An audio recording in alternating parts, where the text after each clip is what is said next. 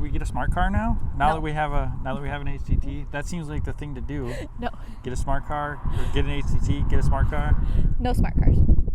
Let's talk about 2500 and 3500 regular trucks compared to HDT / heavy duty / semi trucks.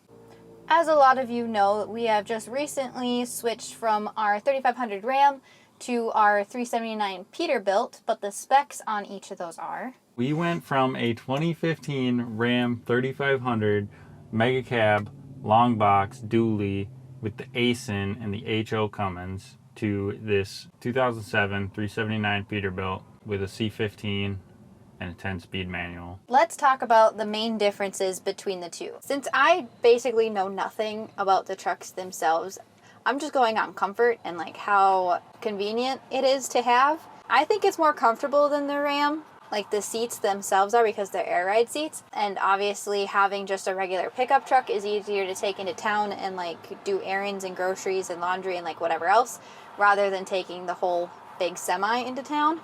Don't you miss having a center console or your heated and cooled seats? And I think I probably do miss the heated and cooled seats. I don't so much miss the center console. But then again, I haven't ridden in this thing for very long. I think one trip that was over 20 minutes, and then like maybe 2 or 3 times that were 20 minutes and under. So I don't have that much of an opinion on it yet. Let's start off by talking about the pros and cons that we came up with for like a 2500 or our 3500 truck. One big pro is that it was easier to like take around, I guess. Easier to drive. this truck's not that much bigger, but it's definitely more cumbersome to get around town with the 10-speed and the size, I guess. I don't know. It's not, like I said, it's not that much bigger, but the turning radius on it is definitely worse. The Ram also obviously had more like creature comforts, like we said, like the heated and cooled seats, dual climate control, Yeah. which we found out is a necessity between the two of us. We're opposite of normal. Like most couples, the girl's always cold and the guy's always hot. It's definitely opposite. I'm always hot. Yeah, and I'm always cold.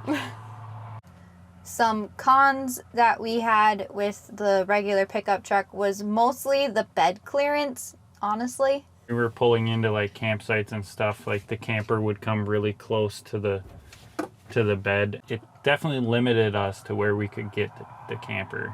Because of the pickup bed, we didn't have as much articulation to like go over uneven ground pretty much. And we don't have that problem in this thing because this thing doesn't have a bed. Right. And that would all get solved if you were to do a pickup with a flatbed. But if you are thinking about 3500 or HDT, you can get like a 35 or 45 whatever with a flatbed, and you don't have to have like a regular box on it. Right. If that's something that you're worried about. Now some pros and cons for the semi. Pros: more climbing power for sure, like going through the mountains. he likes the horsepowers. Yeah. This has 475 horsepower. The Ram had 385. Definitely more, climbing power and torque. That's the biggest reason you go to a HDT. And if you've seen any of our other videos, you obviously know we like our toys. Yeah. So we're definitely loaded down.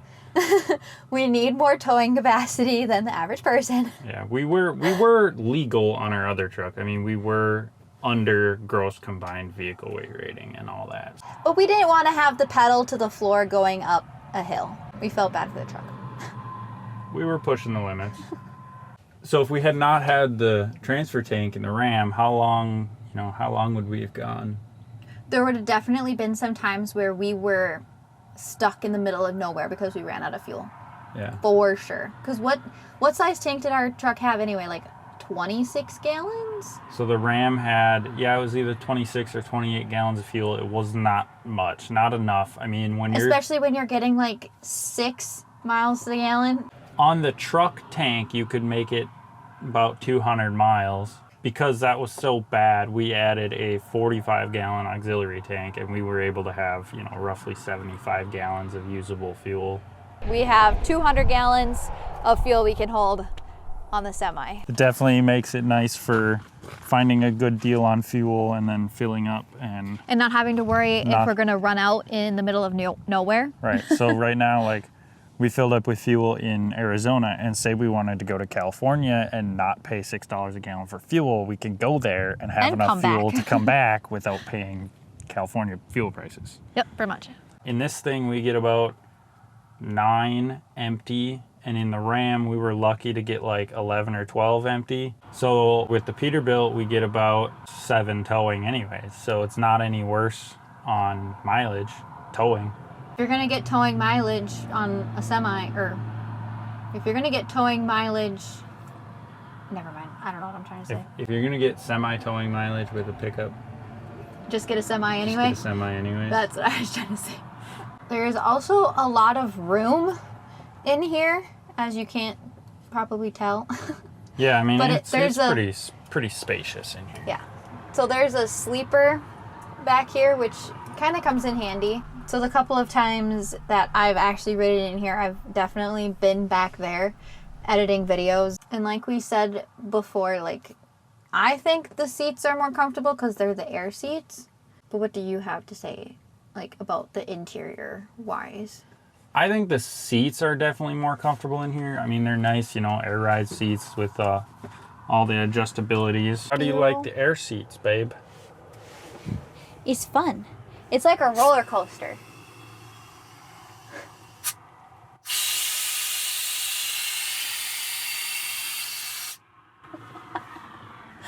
I could be short or tall. What's it like being tall? It doesn't happen very often, so I like it when it does. Although, when I have the seat like all the way up, my feet can't touch the ground. What do you think about being so far above the rest of the traffic on the road? Like being able to see over everybody? I think it's great. You know, driving at night driving really bugs me. But like in this thing, the headlights of like oncoming cars like don't bug me, and it's amazing. Yeah, I definitely like the seating position better for sure. I mean, it's just nice to be able to see everything. So I think the seats themselves are actually more comfortable in here, but there's a lot less creature comforts. Like, it's just more comfortable to be in like the pickup, I think. It's definitely quieter going down the road too. Like, there's a lot of wind noise and road noise in this thing. It rattles. Yeah. I kind of call it a grumpy old man. If she's not in here, the passenger seat just sits and rattles around. Now let's talk about some cons to having this big old rig. Off-road capability. Getting the rig 100%. getting the rig into places. So when we got this truck, it was supposed to have diff locks, and it doesn't. So that's a huge thing, like when you're pulling into boondocking spots. The road conditions aren't the greatest 98% of the time. The Ram had really good four-wheel drive and like limited slip diffs and all that, and it was pretty capable even with the camper behind it. We got her into some pretty precarious situations.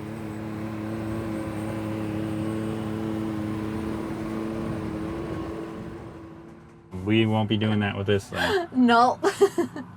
That's a big downfall. If you do HDT life. You said doo-doo. If you do HDT life, if you get an HDT, make sure it's got diff locks, especially if you boondock. If you're always in a campground, I could see not having them, But I think for us, it's also kind of like a peace of mind to have like good functioning four-wheel drive, because you never know what kind of situations you're going to end up in. How about the cost of maintaining and fixing between the two? Your costs to fixing an HDT are going to be higher when it happens, but it's going to happen less often. Hopefully.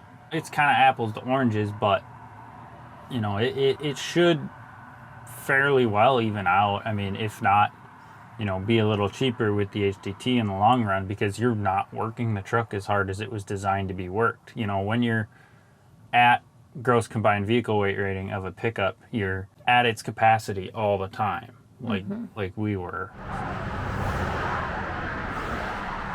It'd be nice if traffic, you know, would like move over. So you're not working the truck as hard. You know, they're built to go millions of miles. Your costs are going to be higher. Oil changes are going to cost more. Obviously, they take 5 gallons of oil versus 15 quarts or whatever. But you're going to have to do them less often. A little bit. Yeah, a little bit less often. Our Ram, they said you could go 15,000 miles or so on an oil change, but we changed it about twice as often as that because we were working it so hard. But this, you know, I wouldn't have a problem going 10, 15,000 miles. And probably the other biggest con to having the Peterbilt is I don't know how to drive it yet. Yeah. It's on the to-do list. But, I mean, in case of emergency, I'm sure I could figure it out, but let's just not even go there. Yeah, without this thing having an auto, it's, you know, it takes somebody who knows what they're doing to drive it. I've driven, you know, commercial vehicles for a long time, so not that big a deal for me. But I do know how to drive a manual, but this is a whole nother animal. Yep. We've gotten quite a few questions and comments and concern about one thing in particular. It's, do you need a CDL to drive this whole thing? Well, one, you don't need a CDL if it's an RV. If it's registered as an RV, it doesn't really matter what it is, you don't need a CDL if it's for personal use. Second of all, I have my CDL anyways, so just do your research. The biggest difference between like a commercial truck and a non-commercial truck is the fancy little private, not for hire stickers. Do we need a logbook? No, because it's for private use. Nope. No logbook or anything like that. So if we could go back and get the truck back and get our old setup, would you? Or would you stay with the semi? I would go back and keep our old setup. I'm not a huge fan of the semi as of yet. If I were gonna do it over, I think I would either go medium duty or like a 3500 or 4500, but with a flatbed.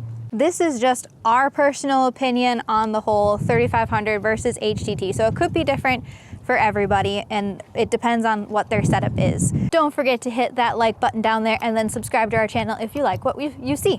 And if you have no idea what is going on, make sure to go back and watch this video of when we sold the Ram and got the semi. Thanks again, guys. We'll see you in the next one.